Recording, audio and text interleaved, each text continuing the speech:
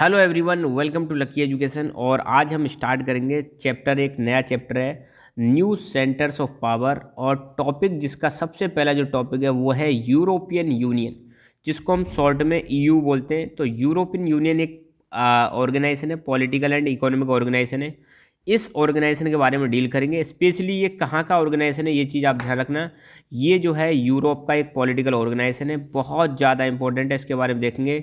यहाँ पर ये यूरोपियन यूनियन का फ्लैग दिखा रखा है जिसमें 12 स्टार्स लगे हुए हैं, और ये यहाँ का इसका हेडक्वार्टर है। ठीक है, तो इससे पहले हम बैकग्राउंड समझेंगे, फिर इसको चैप्टर की शुरुआत करेंगे। थोड़ा सा बेसिक आपको हमेशा ध्यान रखना है जब भी पॉलिटिकल साइंस पढ़ें, तो ये माइंड में अपने में ध्यान रखना कि फर्स्ट वर्ल्ड वॉर कब हुआ था, 1914 से 1918 के बीच में हुआ था। और सेकंड वर्ल्ड वॉर कब हुआ था, 1939 से 1945 के बीच में हुआ था। और सेकंड वर्ल्ड वॉर के बाद एक वॉर स्टार्ट हुआ था जिसका नाम था cold war, USA and USSR के बीच में हुआ था, 1945 से 1991 के बीच में हुआ था। और बाइपोलर वर्ल्ड का मतलब क्या है, तो सोचो अगर पूरे वर्ल्ड में पावर को दो भागों में डिवाइड कर दे, एक इधर और एक इधर, तो ऐसे वर्ल्ड को हम बोलते हैं बाइपोलर वर्ल्ड। जब पूरे वर्ल्ड में पावर जो है, पॉलिटिकल पावर, वो दो भागों में डिवाइड हो गई तो उसको हम बोलते हैं बाइपोलर वर्ल्ड। तो आपने देखा होगा जब हमारा सेकंड वर्ल्ड वॉर ख़त्म हो गया था तो दुनिया में दो पावर ब्लॉक्स निकल के आते हैं, एक तो था यूएसए वाला और एक था यूएसएसआर वाला, और इन दोनों देशों के बीच में कोल्ड वार चलता है। तो जब कोल्ड वार चल रहा था तब दुनिया कैसी थी, बाइपोलर वर्ल्ड थी, है ना। और जब कोल्ड वॉर खत्म होता है 1991 में, आपको पता है डिसइंटीग्रेशन हो जाता है यूएसएसआर का, तो यूएसएसआर तो खत्म हो जाता है, तो दुनिया में बस एक ही शक्तिशाली ताकत बचती है, वो है यूएसए। तो यूएसए 1991 के बाद मतलब बन जाता है एक प्रकार से हेजेमन बन जाता है। मतलब आपने एक चैप्टर भी पढ़ा होगा, हेजेमनी ऑफ यूएस। तो 1991 के बाद आपको देखने को मिलेगा यूनिपोलर वर्ल्ड। मगर आज की डेट में अगर आप देखो, आज की डेट में है मल्टीपोलर वर्ल्ड। मल्टीपोलर वर्ल्ड का मतलब आज की डेट में ऐसा नहीं है पावर सिर्फ यूएसए के पास है, कई लोगों के पास पावर है। आज की डेट में आपको यूएसए एक तरफ देखने को मिलेगा, रशिया आपको अलग देखने को मिलेगा, इंडिया एक अलग ही राइज कर रहा है, चाइना अलग राइज कर रहा है, यूरोपियन यूनियन एक अलग ग्रुप बना हुआ है, आसियान एशियन कंट्रीज का एक अलग ग्रुप बना हुआ है, ब्रिक्स एक अलग ग्रुप बना हुआ है 5 देशों का, Brazil, Russia, India, China, South Africa, SAARC एक अलग ग्रुप बना हुआ है। तो आज की डेट में जो है बहुत सारे पावर के सेंटर बन चुके हैं, ये सारे पहले नहीं हुआ करते थे। तो इसलिए आज की डेट में जो वर्ल्ड है उसको हम क्या बोलते हैं, मल्टीपोलर वर्ल्ड बोलते हैं। ठीक है, तो यहाँ पर जो चैप्टर है न्यू सेंटर्स ऑफ पावर, इसका मतलब समझो आप। न्यू सेंटर्स ऑफ पावर का मतलब क्या, ध्यान देना, गौर से सुनना इसको। एक्चुअली देखो, सबसे पहले मैंने बताया था 1945 में ख़त्म हो जाता है W second, world war second ख़त्म हो जाता है। जब वर्ल्ड वॉर सेकंड ख़त्म हो जाता है तो दुनिया दो भागों में बढ़ जाती है, एक तो यूएसए, एक तरफ था यूएसएसआर। तो दो पावर ग्रुप्स थे, ऐसे वर्ल्ड को हमने बोला था बाईपोलर वर्ल्ड। कैसा वर्ल्ड बोला था, बाईपोलर वर्ल्ड। जब 1991 में, ध्यान देना, जब 1991 में यूएसएसआर का डिसइंटीग्रेशन हो जाता है तो दुनिया में सिर्फ एक ही पावर बची थी, एक ही कंट्री पावरफुल बचा था, वो था यूएसए।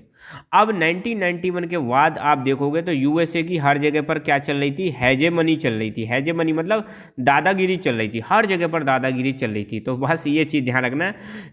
तो अब इस चैप्टर की शुरुआत से पहले ये चीज़ आपको पता होना चाहिए, न्यू सेंटर्स ऑफ पावर का मतलब यही है कि जब 1991 के बाद यूएसए की क्या चल रही थी, दादागिरी चल रही थी, हेजेमनी चल रही थी, तो उस टाइम पर पावर के अलग अलग सेंटर्स निकल के आते हैं जो यूएसए को काउंटर करते हैं, उन्हीं को हम बोलते हैं न्यू सेंटर्स ऑफ पावर। जैसे फॉर एग्जांपल यूरोप में यूरोपियन यूनियन, है ना, और एशिया में आ जाता है सार्क, एशिया में एक और है आसियान, ठीक है, एक ग्रुप बन गया ब्रिक्स। ठीक है, इसके अलावा चाइना का राइज अलग हो रहा है, इंडिया का राइज अलग हो रहा है, और भी कई सारे कंट्री जो निकल निकल के आ रहे हैं। तो ये नए नए सेंटर्स हैं पावर के, किसके अलावा, यूएसए के अलावा। तो ये चैप्टर की हेडिंग बहुत ज़्यादा इंपॉर्टेंट है, समझना बेटा। ठीक है, तो न्यू सेंटर्स ऑफ पावर्स का मतलब आई होप अब आपको समझ में आ गया होगा कि जैसे ही बाइपोलर स्ट्रक्चर वर्ल्ड पॉलिटिक्स से खत्म होता है। बाइपोलर स्ट्रक्चर कब खत्म होता है, 1991 में, जब यूएसएसआर खत्म हो जाता है, डिसइंटीग्रेट हो जाता है, तो उसके बाद बाइपोलर सिस्टम खत्म हो जाता है और दुनिया में आपको देखने को मिलेगा सारी की सारी जो इकोनॉमिक और पॉलिटिकल पावर जो थी किसके हाथ में थी, यूएसए का आत्महत्या, इसलिए यूएसए को लिमिट करने के लिए भी आपको देखने को मिलेगा कई सारे पावर सेंटर्स निकल निकल के आते हैं। जैसे यूरोप में यूरोपियन यूनियन, एक आ गया आसियान, एशिया में association of South East Asian nations, SAARC आ गया एशिया में, और एक ब्रिक्स आ गया। ब्रिक्स की मैंने फुल फॉर्म अभी आपको बताई थी, ब्राज़ील, रशिया, इंडिया, चाइना और South Africa. SAARC, South Asian Association for Regional Cooperation. तो ये सारे ऑर्गेनाइजेशन जो हैं ये हैं न्यू सेंटर्स ऑफ पावर। किसको चैलेंज करने के लिए या किसको काउंटर करने के लिए? यूएसए को काउंटर करने के लिए। ठीक है, ये जो ऑर्गेनाइजेशन हैं ध्यान देना, ये जितने भी ऑर्गेनाइजेशन बने, जैसे मान लो सार्क है तो ये एशिया में बन गया है ना, आसियान है ये एशिया में बन गया, ईयू है ये कहाँ बन गया ये बन जाता है यूरोप में। तो ये जितने भी ऑर्गेनाइजेशंस बने थे, इन्होंने इन सभी कंट्रीज को, जो इन ऑर्गेनाइजेशंस के भाग थे, इनको इन्होंने यूनाइट करने की कोशिश की, इनको इन्होंने ट्रांसफॉर्म करने की कोशिश की, और इनकी इकोनॉमी को भी इन्होंने प्रॉस्परस करने की कोशिश की। और साथ के साथ में आपको देखने को मिलेगा, अभी आज के हाल ही के कुछ ही दिनों में आपको देखने को मिला, पिछले कुछ डेकेड्स में चाइना का भी ज़बरदस्त राइज हुआ है। तो आज की डेट में चाइना का जो इकोनॉमिक राइज हुआ है, आज की डेट में चाइना बहुत ज़्यादा पावरफुल बनता जा रहा है और यूएसए को कड़ी टक्कर दे रहा है चाइना। तो इसका भी सीधा सीधा फर्क पड़ता है वर्ल्ड की पॉलिटिक्स पर। अब हम सिर्फ और सिर्फ एक ही ऑर्गेनाइजेशन के बारे में डील करेंगे, ध्यान रखना, यूरोपियन यूनियन के बारे में हम स्टडी करने वाले हैं। बहुत इंपॉर्टेंट है यूरोपियन यूनियन, आपको आना चाहिए, बिल्कुल आना चाहिए। ठीक है, तो यूरोपियन यूनियन, पहली बात तो मैं बता दूं, एक पॉलिटिकल ऑर्गेनाइजेशन है, इकोनॉमिक ऑर्गेनाइजेशन है। ठीक है, इसमें आज की डेट में एज ऑफ नाउ 27 कंट्रीज हैं। पहले इसमें 28 कंट्री हुआ करते थे, 28 कंट्री हुआ करते थे। फिर आपने शायद एक टर्म सुना होगा ब्रेग्जिट, मतलब ब्रिटेन एग्जिट हो जाता है। ब्रेग्जिट का मतलब क्या है? ब्रिटेन जो है इससे एग्जिट हो जाता है। पहले यूरोपियन यूनियन में 28 मेंबर हुआ करते थे, मगर जैसे ही इससे ब्रिटेन अलग हो जाता है तो आज की डेट में इसमें मेंबर्स की संख्या है 27। अगर आपसे कोई पूछे कि यूरोपियन यूनियन में एज ऑफ नाउ कितने कंट्रीज हैं, तो आपको बताना है यूरोपियन यूनियन में एज ऑफ नाउ 27 कंट्रीज हैं। पहले कितने हुआ करते थे? 28 हुआ करते थे। कौन सा कंट्री अलग हो गया? ब्रिटेन अलग हो गया। और इस प्रोसेस को हमने क्या बोला? इस प्रोसेस को बोला ब्रेग्जिट। क्या बोला था? ब्रेग्जिट। ठीक है, ये चीज़ ध्यान रखना। अब यहाँ पर यूरोपियन यूनियन की पूरी हिस्ट्री पढ़ेंगे, पूरा की पूरा प्रोसेस पढ़ेंगे, ध्यान देना, सारी चीज़ें मैं आपको समझाने वाला हूँ। तो जैसे ही सेकंड वर्ल्ड वॉर खत्म हुआ था, आपको पता है 1939 में स्टार्ट हुआ था और 1945 में खत्म हो गया था सेकंड वर्ल्ड वॉर, जिसमें नाजी जर्मनी की बहुत बुरी हार हुई थी। हिटलर आपको पता है सुसाइड कर लेता है। तो सेकंड वर्ल्ड वॉर खत्म होने के बाद 1945 में, ठीक है, यूरोपियन लीडर्स मतलब बड़े सोच में पड़ गए थे। यूरोपियन लीडर्स के सामने संकट आ गया था कि भाई अब यूरोप का क्या हुआ, क्योंकि यूरोप में उथल पुथल मच गई थी। यूरोप में कई देशों की इकोनॉमी तबाह हो गई थी, बहुत सारे देश बर्बाद हो चुके थे। तो वो सोच रहे थे भैया अपना क्या होगा, ठीक है, अपना क्या होगा। तो सेकेंड वर्ल्ड वॉर ने जो यूरोप का जो स्ट्रक्चर था उसको पूरी तरह से हिला दिया। यूरोप की सारी इकोनॉमी को बर्बाद कर दिया। जितने भी एजम्पशंस और स्ट्रक्चर थे उन सबको क्या कर दिया, सेकंड वर्ल्ड वॉर ने ख़त्म कर दिया था। और सेकंड वर्ल्ड वॉर के टाइम पर आपको पता होगा कम से कम तो करोड़ों लोगों, 6-7 करोड़ लोगों की मतलब उसमें डेथ हुई थी। बहुत ज़्यादा डिवास्टेशन हुआ था, किसकी वजह से? सेकंड वर्ल्ड वॉर की तरफ से। और सेकंड वर्ल्ड वॉर के टाइम पर ही आपको पता होगा यूएसए ने ड्रॉप किए थे जापान पर 2 एटॉमिक बॉम्ब, ये भी आपको पता होगा। कमेंट करके बताना है कौन कौन से शहरों पर एटॉमिक बम गिराए थे यूएसए ने, ठीक है। अच्छा, तो 1945 में क्या खत्म हो गया? सेकंड वर्ल्ड वॉर खत्म हो गया। मगर आपको मैंने बताया था स्टार्टिंग में 1945 के बाद ही 1991 तक चलता है आपका कोल्ड वॉर। तो कोल्ड वॉर जो है, कोल्ड वॉर के दौरान आपको पता है दुनिया बढ़ चुकी थी। एक तरफ था यूएसए और दूसरी तरफ था यूएसएसआर, ठीक है। तो कुछ कंट्री जो कैपिटलिस्ट कंट्री थे वो तो यूएसए की तरफ हो जाते हैं, और जो सोशलिस्ट या कम्युनिस्ट कंट्री थे वो यूएसएसआर की तरफ चले जाते हैं। तो ये जो कोल्ड वॉर चल रहा था इससे भी यूरोप का इंटीग्रेशन होता है। यूरोप का भी क्या इंटीग्रेशन का मतलब? यूरोप एक साथ आ जाते हैं, यूरोप के कई सारे कंट्री पास पास आ जाते हैं। ध्यान रखना किसकी वजह से? कोल्ड वॉर की वजह से। अच्छा, यूरोपियन इकोनॉमी को रिवाइव करने के लिए, यूरोप की इकोनॉमी को बहुत ज़्यादा नुकसान हुआ था सेकेंड वर्ल्ड वॉर की वजह से। तो यूरोप की इकोनॉमी को रिवाइव करने के लिए यूएसए ने मार्शल प्लान के अंदर इनको एक फाइनेंशियल हेल्प प्रोवाइड करा था। ध्यान देना, यूएसए एक फाइनेंशियल हेल्प देता है किसको? यूरोपियन कंट्रीज को। कौन से प्लान के तहत देता है? मार्शल प्लान के तहत देता है। ये चीज़ भी आप ध्यान रखना। फिर आपको ये भी देखने को मिलेगा कि जो कंट्री यूएसए के साथ थे, ध्यान देना, जो कंट्री यूएसए के साथ थे उनका एक मिलिट्री ऑर्गेनाइजेशन बनता है जिसका नाम था NATO, North Atlantic Treaty Organisation. ये नाटो बनता है। तो नाटो से भी आपको देखने को मिलेगा इनको एक कलेक्टिव सिक्योरिटी मिलती है। नाटो के जितने भी मेंबर हैं उनको क्या मिल जाती है? Collective security. नाटो का सिद्धांत आपको पता ही होगा कि नाटो के एक कंट्री पर अटैक करने का मतलब है सभी कंट्री पर अटैक, और सारे कंट्री पर उसका मिलके जवाब देंगे। अब आपको कमेंट करके बताना है कि यूएसएसआर ने ऐसा कौन सा ग्रुप बनाया था नाटो को काउंटर करने के लिए, ठीक है। मार्शल प्लान के तहत आपको मैंने बताया था, मार्शल प्लान जो जो यूएसए ने दिया था, ध्यान देना, मार्शल प्लान के तहत यूएसए ने यूरोप को फाइनेंशियल एड प्रोवाइड करी थी। तो मार्शल प्लान के तहत एक ऑर्गेनाइजेशन और बनाया गया था जिसका नाम था organisation for European economic corporation. ध्यान देना, organisation for European economic cooperation है, सॉरी कॉपरेशन। तो OECC, organisation for European economic cooperation, ये ऑर्गेनाइजेशन बनाया जाता है 1948 में अंडर मार्शल प्लान। और इसका काम यही था कि जो वेस्टर्न यूरोपियन कंट्रीज हैं उनकी क्या करना, मदद करना। एक और स्टेप ली गई थी पॉलिटिकल कोऑपरेशन के लिए, एक ऑर्गेनाइजेशन बनाया गया था जिसका नाम था काउंसिल ऑफ यूरोप 1949 में। तो ध्यान देना, एक एक नंबर के जो क्वेश्चन होते हैं वो यहीं से बन जाते हैं, पूछ सकते हैं आपसे। OECC, organisation for European economic cooperation, कब बना था, 1948 में। किस प्लान के तहत बना था, मार्शल प्लान के तहत बना था। एक पॉलिटिकल कोऑपरेशन के लिए एक ऑर्गेनाइजेशन बना था जिसका नाम था काउंसिल ऑफ यूरोप 1949, ठीक है। तो ये नाटो का सिंबल है यहाँ पर जो मैंने लगा रखा है, ये चीज़ भी ध्यान रखना आप। धीरे धीरे आपको देखने को मिलेगा प्रोसेस ऑफ इंटीग्रेशन, यूरोप का इंटीग्रेशन मतलब एक होने का जो प्रोसेस है, इकोनॉमिक इंटीग्रेशन का जो प्रोसेस है वो बढ़ता जाता है। और यूरोपियन कैपिटलिस्ट कंट्रीज, ये ध्यान रखना, ये फिर मिलके एक ग्रुप बनाते हैं जिसका नाम है यूरोपियन इकोनॉमिक कम्युनिटी 1957 में। तो ये भी पूछा जा सकता है यूरोपियन इकोनॉमिक कम्युनिटी कब बनता है, 1957 में। This process acquired A political dimension with the foundation of European parliament. और धीरे धीरे करके आपको देखने को मिलेगा, अभी शुरुआत इकोनॉमिक इंटीग्रेशन से हुई थी, ध्यान देना। यूरोप में अभी मार्शल प्लान के तहत हेल्प दी जा रही थी, उसके बाद OECC बना, इसके बाद काउंसिल ऑफ यूरोप बन गया, काउंसिल ऑफ यूरोप बनने के बाद यूरोपियन इकोनॉमिक कम्युनिटी बन जाती है, फिर यूरोपियन पार्लियामेंट बन जाती है। तो मतलब यूरोप जो है एक होते होते पहले इकोनॉमिक इंटीग्रेशन हो रहा है, अब कैसा इंटीग्रेशन होने लग गया, पॉलिटिकल इंटीग्रेशन होने लग गया। और फाइनली जैसे ही सोवियत ब्लॉक मतलब USSR जब कोलैप्स होता है, USSR का जब डिसइंटीग्रेशन होता है 1991 में, तो यूरोपियन यूनियन की स्थापना हो जाती है 1992 में। तो बहुत इंपॉर्टेंट है एक नंबर के लिए कि यूरोपियन यूनियन कब बना था, तो आपको बताना है 1992 में यूरोपियन यूनियन बना था। ये चीज़ आप ध्यान रखना। जब यूरोपियन यूनियन बना था तो ध्यान रखना, European union was founded for the common foreign and security policy, cooperation on justice and home affairs and the creation of single currency.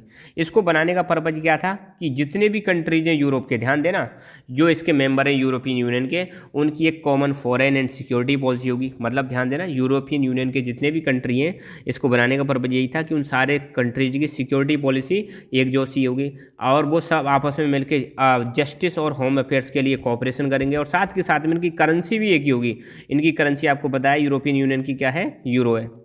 इसके अलावा ध्यान देना, हालांकि इसका खुद का कोई कॉन्स्टिट्यूशन नहीं था, ध्यान देना बेटा, यूरोपियन यूनियन का खुद का कोई कॉन्स्टिट्यूशन नहीं था, फिर भी इसका एक खुद का फ्लैग है, खुद की एंथम है, फाउंडिंग डेट है, करेंसी है, ये सारी चीज़ें आपको देखने को मिलेंगी किसकी, यूरोपियन यूनियन की। साथ ही साथ में आपको देखने को मिलेगा इनके कुछ common foreign and security policy भी देखने को मिलेगी। यूरोपियन यूनियन कई देशों के साथ मतलब इनकी क्या है, कुछ फॉरेन पॉलिसी है और कुछ सिक्योरिटी पॉलिसी है जो कॉमन है सभी देशों की। साथ ही साथ में यूरोपियन यूनियन का जो कॉपरेशन का जो एरिया है वो धीरे धीरे बढ़ता जा रहा है। और ठीक है, अब आपको देखने को मिलेगा पहले कुछ कंट्री जो सोवियत यूनियन का पार्ट हुआ करते थे, अर्स्टवाइल का मतलब पहले वाले जो सोवियत यूनियन का जो पार्ट हुआ करते थे कंट्री, जब 1991 में सोवियत यूनियन क्या हो जाता है, टूट जाता है, उसके बाद जो कंट्री बनते हैं, आप सबको पता होगा सोवियत यूनियन को टूटने के बाद 15 कंट्रीज बनते हैं। तो धीरे धीरे यूरोपियन यूनियन ने क्या किया, इन 15 कंट्रीज के साथ भी अपना एरिया ऑफ कोऑपरेशन मतलब इनके साथ भी मिलकर सहयोग करना स्टार्ट कर दिया, किसने, यूरोपियन यूनियन ने। ये चीज़ भी आप ध्यान रखना। तो आज की डेट में आपको देखने को मिलेगा यूरोपियन यूनियन का इकोनॉमिक इन्फ्लुएंस है, पॉलिटिकल इन्फ्लुएंस है, डिप्लोमेटिक इन्फ्लुएंस है और मिलिट्री इन्फ्लुएंस है। ये सारे इन्फ्लुएंस आपको देखने को मिलेंगे। तो इनको अब हम एक एक करके डिस्कस करेंगे, यूरोपियन यूनियन का economic influence, political and diplomatic influence और मिलिट्री इन्फ्लुएंस, तीनों इन्फ्लुएंस को हम स्टडी करेंगे वन बाई वन। तो सबसे पहले हम देखेंगे economic influence of European union. Economic influence का मतलब है प्रभाव, है ना, क्या प्रभाव है इकोनॉमिक इन्फ्लुएंस किसका, यूरोपियन यूनियन। तो आप ध्यान रखना यूरोपियन यूनियन जो है जीडीपी के मामले में सेकंड बिगेस्ट इकोनॉमी है यूएसए के बाद। ध्यान रखना इनकी इकोनॉमी जो है 17 ट्रिलियन डॉलर से ज़्यादा है 2016 के अनुसार। यूएसए से दूसरे नंबर पर आते हैं जीडीपी के मामले में पूरी दुनिया में। सारे यूरोपियन कंट्रीज की जो यूरोपियन यूनियन का भाग है उनकी जीडीपी को हम जोड़ दें तो इनकी जीडीपी दूसरे नंबर पर आती है यूएसए के बाद। कितनी है? 17 ट्रिलियन डॉलर। इनकी जो करेंसी है यूरो, ये एक प्रकार से खतरा है। किसके लिए खतरा है? आज की डेट में आपने देखा होगा इंटरनेशनल लेवल पर डॉलर का दबदबा चलता है, हर जगह पर आपको देखने को मिलेगा। जो इंटरनेशनल करेंसी है वो क्या है? डॉलर है। तो ये डॉलर के लिए यूरो जो है, यूरो एक प्रकार से खतरा है। साथ के साथ में वर्ल्ड ट्रेड में भी ध्यान देना, वर्ल्ड ट्रेड में यूरोपियन यूनियन का शेयर ज़्यादा है यूएस की तुलना में। तो आप सोच लो यूएस से ज़्यादा शेयर है यूरोपियन यूनियन का, इसका मतलब इसमें दम है एक प्रकार से यूरोपियन यूनियन में। साथ के साथ में आपको देखने को मिलेगा एशिया और अफ्रीका, यहाँ पर एशिया अफ्रीका और उनके जो नेबर्स हैं यहाँ पर भी इकोनॉमिक इन्फ्लुएंस देखने को मिलेगा यूरोपियन यूनियन का। और साथ के साथ में ये इंटरनेशनल ब्लॉक जैसे WTO, ध्यान देना ये कई मतलब एक प्रकार से इंटरनेशनल ब्लॉक की तरह काम करता है या एक ग्रुप की तरह काम करता है। कई सारे जो इंटरनेशनल ऑर्गेनाइजेशन हैं वहाँ पर भी इसका दबदबा देखने को मिलेगा, जैसे एग्जांपल दे रखा है WTO। अब हम देखेंगे political and diplomatic influence of European union, political and diplomatic influence. तो अब देखो पहले क्या था, इंग्लैंड और या हम कह सकते हैं ब्रिटेन और फ्रांस। तो फ्रांस तो अभी भी इसका पार्ट है। ब्रिटेन आपको पता है इससे अलग हो चुका है। किससे अलग हो चुका है? ब्रिटेन यूरोपियन यूनियन से अलग हो चुका है। तो आज की डेट में जो इसका एक मेंबर फ्रांस, वो यूनाइटेड नेशन सिक्योरिटी काउंसिल में परमानेंट सीट है इसके पास। और साथ के साथ में इसके कई सारे मेंबर जो हैं नॉन परमानेंट मेंबर हैं। तो आपको पता होगा यूनाइटेड नेशन सिक्योरिटी काउंसिल में टोटल 15 सीटें। टोटल कितनी सीटें? 15 सीटें, जिसमें से 5 तो हैं परमानेंट मेंबर और 10 हैं नॉन परमानेंट मेंबर जो 2 साल के लिए चुने जाते हैं। तो ध्यान देना जो 5 हैं, 5 में से जो एक फ्रांस जो है वो किसका पार्ट है? यूरोपियन यूनियन का पार्ट है। तो इसका मतलब इनके पास वीटो पावर है। मतलब एक प्रकार से जो अगर परमानेंट मेंबर जो होता है यूनाइटेड नेशन सिक्योरिटी काउंसिल का, तो उसका दबदबा डेफिनेटली रहता है। ये चीज़ भी आपको ध्यान रखनी है। और कई सारे जो यूरोपियन यूनियन कंट्रीज हैं वो यूएनएससी की नॉन परमानेंट मेंबर भी हैं। ठीक है, आपको कमेंट करके बताना है यूएनएससी के जो 5 परमानेंट मेंबर कंट्रीज हैं कौन कौन से हैं, कमेंट करके बताना है। ठीक है, साथ के साथ में एक तो पॉलिटिकल इन्फ्लुएंस ये हो गया कि यूएनओ में इनका दबदबा है। यूएनओ में जो यूएनएससी है वहाँ पर एक परमानेंट मेंबर कौन है? फ्रांस है। ये चीज़ आप ध्यान रखनी है। साथ के साथ में ये जो है यूरोपियन यूनियन यूएसए की पॉलिसीज को भी इन्फ्लुएंस करता है। और साथ के साथ में आपको देखने को मिलेगा ईरान न्यूक्लियर प्रोग्राम, यूएसए की पोजीशन जो है ईरान के न्यूक्लियर प्रोग्राम पर, उसको भी अफेक्ट करता है। कौन अफेक्ट करता है? European union. ध्यान रखना यूएसए चाहता है कि ईरान अपने न्यूक्लियर प्रोग्राम को ना बढ़ाए, तो उसको भी ये अफेक्ट कर रहा है। कौन अफेक्ट कर रहा है? पॉलिटिकल मतलब जो अपना यूरोपियन यूनियन है ये इसको अफेक्ट करता है। ठीक है, मतलब अफेक्ट करने का मतलब है यूएस को भी अपने हिसाब से चला सकता है। ये चीज़ आप ध्यान रखना। ठीक है, इतना दबदबा है। Its diplomacy, economic investment and negotiations have been effective with China, particularly on the issue of human rights and environmental degradation। तो आज की डेट में आपको देखने को मिलेगा यूरोपियन यूनियन का जो प्रभाव है वो आपको चाइना में भी देखने को मिलेगा। चाइना जो ह्यूमन राइट्स का जो वायलेशन कर रहा है उसको यूरोपियन यूनियन क्रिटिसाइज करता है। चाइना जो पॉल्यूशन कर रहा है उसको भी यूरोपियन यूनियन क्रिटिसाइज करता है। और कई सारे मैटर्स में ये चाइना के साथ नेगोशिएट भी करता है। तो वहाँ पर भी आपको देखने को मिलेगा यूरोपियन यूनियन का इन्फ्लुएंस। ठीक है, अब हम देखेंगे military influence of European union. European union का मिलिट्री में क्या इन्फ्लुएंस है मिलिट्री के रूप से। हालांकि यूरोपियन यूनियन की खुद की कोई मिलिट्री नहीं है, आपको सबको पता है, मगर हाँ यूरोप के कई सारे कंट्रीज नाटो का मेंबर है और नाटो का लीडर है, आपको पता होगा यूएसए नाटो का लीडर है। तो EU's combined armed forces are the second largest in the world, comes second after the US in defense expenditure। अगर देखो यूरोपियन यूनियन की सारी फोर्सेस को हम अगर कंबाइन कर दें तो ये सेकंड नंबर पर आती हैं यूएसए के बाद, स्पेशली डिफेंस एक्सपेंडिचर में। मतलब मिलिट्री पर जो खर्चा आता है अगर हम EU की सारी सेनाओं को जोड़ दें तो वो सेकंड नंबर पर आती हैं। ब्रिटेन और फ्रांस जो हैं ये EU के मेंबर हैं। और अब देखो ब्रिटेन तो निकल चुका है, आपको ये भी ध्यान रखना, ब्रिटेन को तो हम ना भी लिखो तो कोई दिक्कत नहीं है, पर ब्रिटेन और फ्रांस फिर भी हम अभी लिखते चलेंगे, ना लिखो तो कोई दिक्कत नहीं है। ब्रिटेन और फ्रांस EU के मेंबर है और इनके पास न्यूक्लियर वेपन्स पाए जाते हैं बहुत सारे, लगभग 550 न्यूक्लियर वार हेड्स इनके पास है, मतलब न्यूक्लियर वेपन्स है इनके पास। तो मतलब न्यूक्लियर वेपन्स है तो अपने आप में मिलिट्री ताकत यहाँ पे दिख रही है, 550 न्यूक्लियर वार हेड्स हैं। और साथ के साथ में स्पेस एंड कम्युनिकेशन टेक्नोलॉजी के मामले में भी EU सेकंड मोस्ट इम्पोर्टेंट, मतलब वर्ल्ड का सेकंड मोस्ट इम्पोर्टेंट कंट्री, मतलब वो है ऑर्गेनाइजेशन है। तो it is also the world second most important source of space and communication technology. Space और कम्युनिकेशन टेक्नोलॉजी जो है उसको प्रोवाइड करने में सेकंड नंबर पर आता है कौन? EU आता है। साथ के साथ में EU आज की डेट में economic, political and social areas में भी क्या कर रहा है? इंटरवीन कर रहा है।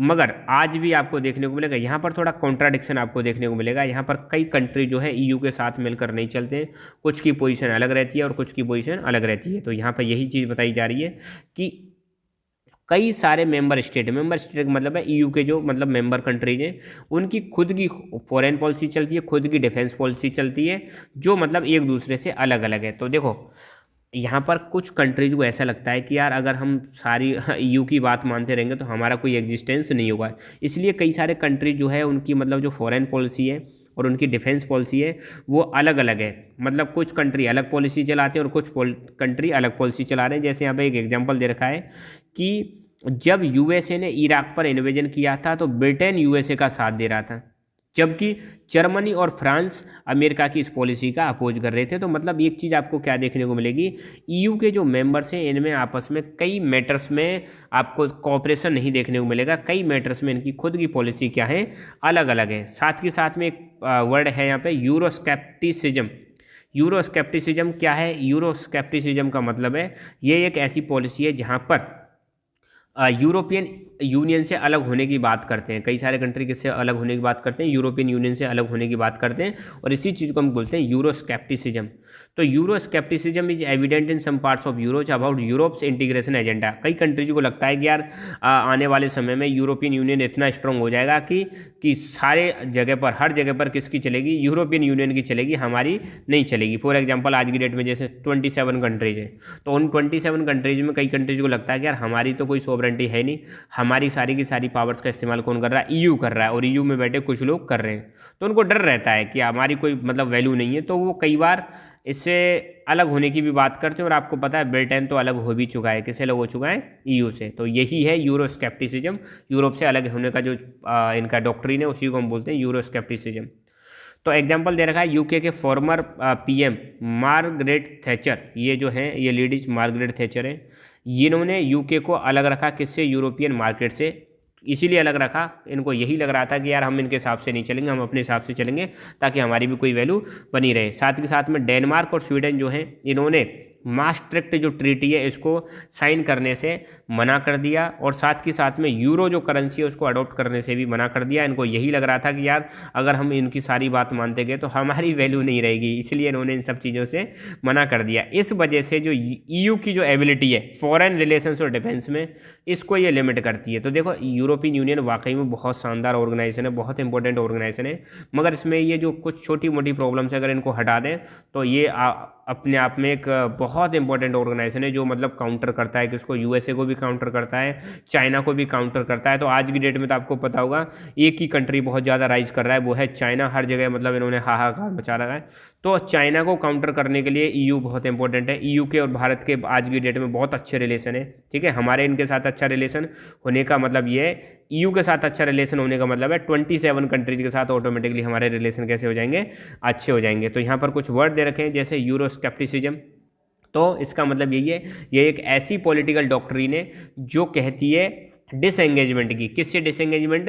European union. तो यूरोपियन यूनियन से अलग होने की जो डॉक्ट्रिन है उसको हम बोलते हैं यूरोस्केप्टिसिज्म। और आपको पता है ब्रेग्जिट हो चुका है, ब्रेग्जिट में ब्रिटेन यूरोपियन यूनियन से अलग हो चुका है, वो इसी का रिजल्ट है। मार्शल प्लान USA का प्लान है, ये एक प्रकार से फाइनेंशियल हेल्प दी गई थी यूरोपियन कंट्रीज की इकोनॉमी को रिवाइव करने के लिए, स्पेशली वेस्ट यूरोप के कंट्रीज को। यूरोपियन फ्लैग के बारे में भी क्वेश्चन आ सकता है, ध्यान रखना यूरोपियन फ्लैग में ये स्टार्स दिखा रखे हैं, कितने स्टार हैं? 12 स्टार हैं, और 12 जो नंबर है ये रिप्रेजेंट करता है किसको? परफेक्शन को, कंप्लीटनेस को, यूनिटी को रिप्रेजेंट करता है। और जो गोल्ड के स्टार हैं ये रिप्रेजेंट करते हैं किसको? सॉलिडेरिटी और harmony between peoples of Europe, इसको रिप्रेजेंट करते हैं। एक है शेंगन एग्रीमेंट। शेंगन एग्रीमेंट में क्या है? मतलब यूरोपियन कंट्रीज में एक एरिया बना दिया गया है जिसको हम बोलते हैं शेंगन एरिया। तो आप अगर मान लो एक कंट्री का वीज़ा ले लेते हो तो इस वीज़ा के आधार पर आप सारे के सारे यूरोपियन कंट्रीज में या शेंगन एरिया में जा सकते हो, अलग अलग कंट्री का वीज़ा आपको लेने की ज़रूरत नहीं है। इसी को हम बोलते हैं शेंगन एग्रीमेंट। तो तो यहाँ पर मैंने पूरा की पूरा जो यूरोपियन यूनियन वाला टॉपिक है ये कंप्लीट करा दिया है। इससे रिलेटेड जितने भी क्वेश्चन हैं आप लगा लेना, सारे क्वेश्चन आपके सही हो जाएंगे। So thank you so much, keep learning, keep enjoying and God bless you all.